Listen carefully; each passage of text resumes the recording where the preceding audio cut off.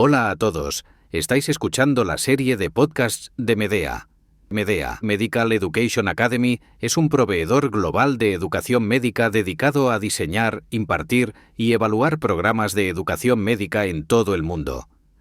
Hoy conversaremos con María Inés Schmidt, endocrinóloga y epidemióloga, profesora de la Facultad de Medicina de la Universidad Federal de Rio Grande do Sul, en Brasil.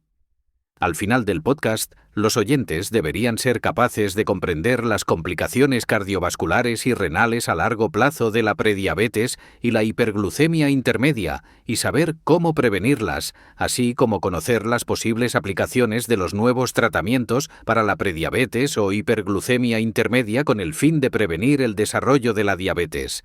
Este podcast forma parte del programa de formación médica continuada. Prediabetes, hiperglucemia intermedia y diabetes, pautas para el diagnóstico y el tratamiento de la diabetes para 2025, dirigido a los médicos que trabajan en endocrinología, en particular en diabetes, prediabetes, hiperglucemia intermedia, tratamiento de la obesidad y medicina general. Algunos contenidos pueden ser de interés para especialistas vasculares y cardiólogos. Hello, I'm María Inés Schmidt. Hola, soy María Inés Schmidt, profesora de la Facultad de Medicina de la Universidad Federal de Rio Grande do Sul, en Brasil. Voy a presentar el tema enfermedad cardiovascular y renal en la prediabetes, la hiperglucemia intermedia y la prevención de las complicaciones a largo plazo. Se trata de un tema apasionante, con novedades recientes que ayudan a aclarar cuestiones que llevaban tiempo sin resolverse. Destacaré estos nuevos hallazgos y señalaré algunas de las lagunas que aún persisten. Me centraré solo en la diabetes de tipo 2, por lo que no abordaré cuestiones relacionadas con la diabetes de tipo 1 de aparición en la edad adulta. ¿Cuáles son las complicaciones cardiovasculares y renales a largo plazo de la prediabetes y la hiperglucemia intermedia? Bien, empezaré diciendo que la prediabetes o hiperglucemia intermedia no es en absoluto una afección benigna ni un factor de riesgo inocuo. Se define según los mismos parámetros glucémicos utilizados para diagnosticar la diabetes. Por tanto, la prediabetes o hiperglucemia intermedia se considera una afección que precede a la diabetes de tipo 2 y a las complicaciones microvasculares asociadas. Sin embargo, las múltiples complicaciones crónicas que se asocian a la prediabetes van más allá de las relacionadas con la hiperglucemia y abarcan enfermedades cardiovasculares, renales e incluso cáncer y demencia. Entre las complicaciones cardiovasculares, la prediabetes o hiperglucemia intermedia se asocia con un aumento del riesgo de mortalidad cardiovascular y con episodios cardíacos y vasculares, como infartos, accidentes cerebrovasculares, insuficiencia cardíaca y fibrilación auricular. Entre las complicaciones renales, la prediabetes o hiperglucemia intermedia se asocia con una mayor incidencia de enfermedad renal crónica, por lo general junto con diversas alteraciones metabólicas que tradicionalmente se relacionan con la diabetes. En comparación con la normoglucemia, ¿existe siempre un mayor riesgo de enfermedad cardiovascular en las personas con prediabetes o hiperglucemia intermedia? Not really. No necesariamente. La prediabetes o hiperglucemia intermedia es muy heterogénea. Comprende grupos de personas que tienen fenotipos diferentes y presentan distintos tipos de progresión hacia la diabetes y otras complicaciones. Cada tipo, grupo o fase se caracteriza por un conjunto de rasgos definidos por una fisiopatología específica, un riesgo determinado de diabetes y un riesgo distinto de complicaciones crónicas. Entre los distintos tipos de prediabetes que se definen en las pruebas de glucemia, como la prueba de tolerancia oral a la glucosa en sangre en ayunas o la prueba de HbA1c, se distinguen tres formas básicas: la intolerancia a la glucosa, ITG, la alteración de la glucemia en ayunas AGA y niveles altos de HbA1c. Como probablemente sabéis, la ITG se define por un valor anómalo de glucosa en sangre a las 2 horas de ingerir una solución con 75 gramos de glucosa, con valores que oscilan entre 7,8 y 11,0 milimoles por litro, entre 140 y 199 miligramos por decilitro. La ITG predice un mayor riesgo de presentar complicaciones crónicas en comparación con la normoglucemia, por lo que este es el primer aspecto que debemos tener en cuenta en la heterogeneidad del riesgo. Los umbrales que definen la glucosa alterada en ayunas y niveles altos de HbA1c difieren entre organizaciones sanitarias. Los que se utilizan con más frecuencia son los que establece la ADA. En comparación con la normoglucemia, la AGA y niveles altos de HbA1c, así como los definen la Organización Mundial de la Salud y el Comité Internacional de Expertos en HbA1c, predicen un mayor riesgo de complicaciones crónicas que los umbrales de la ADA. Lo entenderemos mejor más adelante. En comparación con la normoglucemia, la AGA y niveles altos de HbA1c, así como los definen la Organización Mundial de la Salud y el Comité Internacional de Expertos, predicen un mayor riesgo. Por ejemplo, una revisión sistemática de Schlesinger y sus colaboradores, 2022,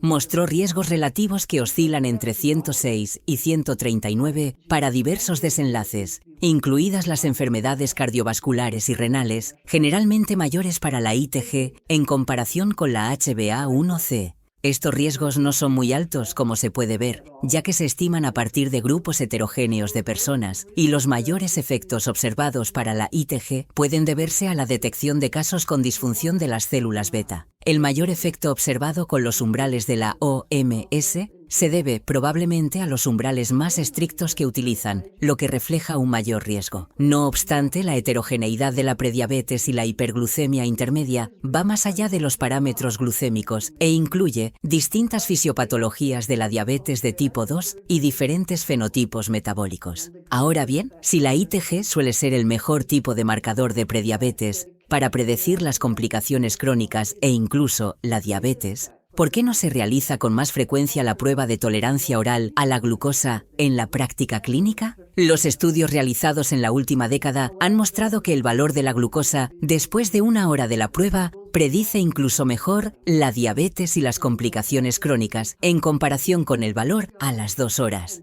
Y por supuesto resulta más práctico al reducir el tiempo que hay que pasar en el laboratorio y los recursos necesarios para realizar la prueba. Estos estudios han llevado a la Federación Internacional de la Diabetes a recomendar en 2024 el uso del valor a 1 hora en la prueba de tolerancia a la glucosa para prevenir la diabetes de tipo 2. Los valores de corte recomendados oscilan entre 7,8 y 11 milimoles por litro, o entre 140 y 199 miligramos por decilitro para definir la hiperglucemia intermedia. Los valores de corte para definir la diabetes son más altos, de 155 a 209 miligramos por decilitro, o entre 8,6 y 11,6 milimoles por litro. Entonces, ¿cómo caracterizamos la heterogeneidad de la prediabetes y la hiperglucemia intermedia, que va más allá de los parámetros glucémicos y abarca diferentes fisiopatologías y fenotipos metabólicos, cada uno con un perfil de riesgo distinto de complicaciones crónicas? El pasado mes de julio se publicaron algunos artículos interesantes sobre esta cuestión. El primero fue el Programa de Prevención de la Diabetes, DPP, un estudio realizado en Estados Unidos para prevenir la diabetes mediante intervenciones en el modo de vida y la metformina, cuyo seguimiento a largo plazo nos permite evaluar los resultados. De este modo, con un fenotipo clínico a partir de 12 características como la glucosa y la insulina en ayunas, la hemoglobina glucosilada, el HDL, el LDL, el colesterol total, la presión arterial sistólica y diastólica, la tasa de filtración glomerular estimada, la microalbuminuria, el índice de masa corporal y el perímetro de la cintura, se identificaron 4 grupos de riesgo. El primero y el segundo, de menor riesgo, y el tercero y el cuarto, de mayor riesgo. El grupo 3 presentaba un riesgo muy alto de diabetes y complicaciones microvasculares, y el grupo 4 presentaba un bajo riesgo de diabetes y un riesgo alto de disfunción renal estimada. Ese mismo mes se publicó otro estudio, desarrollado por el grupo de Robert Wagner, en el que se utilizaba un método diferente para evaluar esta agrupación y se identificaban 6 grupos, 3 de bajo riesgo y 3 de alto riesgo. Los 3 grupos de alto riesgo presentaban diferentes patrones de riesgo, algunos de ellos más asociados a la diabetes y otros a enfermedades cardiovasculares y renales. ¿Cómo actúa la metformina para reducir la incidencia de enfermedades cardiovasculares? Well, primarily being an anti-hyperglycemic agent. Principalmente como sustancia antihiperglucémica, La metformina también tiene efectos pleiotrópicos sobre distintos sistemas, órganos y procesos. Su principal efecto es activar la AMPK en las células, lo que introduce la salida hepática de glucosa. También disminuye los productos resultantes de la glucación avanzada y la producción de especies reactivas del oxígeno en el endotelio y regula el metabolismo de la glucosa y el metabolismo más profundo en los cardiomiocitos, lo que podría reducir el riesgo cardiovascular. Quizás un conjunto de datos relevante que deberíamos estudiar sea el del DPP mencionado antes. El seguimiento del DPP reveló datos sobre 4 estrategias distintas para volver a evaluar a los grupos que recibían metformina. Por ejemplo, el grupo de placebo que desarrolló diabetes acabó tomando metformina y algunos participantes que la tomaban acabaron dejándola debido a los efectos secundarios. Así que tuvieron que hacer nuevos análisis para tener esto en cuenta y utilizaron 4 métodos distintos para corregir el sesgo. Recientemente han publicado sus conclusiones y han descubierto que, efectivamente, la metformina redujo la incidencia de la diabetes en comparación con el grupo de placebo, que puede tener algún efecto en la reducción del cáncer, pero que no tiene ningún efecto a la hora de reducir otras complicaciones. Creo que el siguiente paso del DPP, para el cual tendremos que esperar, será analizar estos resultados según los 4 grupos mencionados hace unos minutos. Y es posible que el grupo 3 muestre un mejor efecto en la prevención de la diabetes, mientras que el grupo 4 lo haga en la prevención de la enfermedad cardiovascular y renal. Solo nos queda esperar un poco más para saberlo. ¿Qué mensajes clave podemos llevarnos a casa al final de este podcast? Bueno, creo que lo primero que debemos entender es que la prediabetes no es una afección benigna y que predice diferentes riesgos, que se caracterizan mejor por los valores glucémicos bajos después de una prueba, como la glucemia tras 1 o 2 horas en la prueba de tolerancia a la glucosa. Además, el fenotipado metabólico puede establecer grupos específicos que necesiten una atención más personalizada, dado su mayor riesgo de desarrollar diabetes o complicaciones crónicas, incluidas las enfermedades cardiovasculares y renales crónicas. Para estos grupos específicos, podría ser necesario aplicar tratamientos muy intensivos, empezando siempre por una intervención en el modo de vida y, cuando sea necesario, utilizando medicamentos como la metformina u otros fármacos en desarrollo. Gracias por vuestra atención. Gracias por escuchar este podcast de Medea. Para más información sobre nuestros programas de formación médica continuada, visita nuestra página web medeaacademy.com.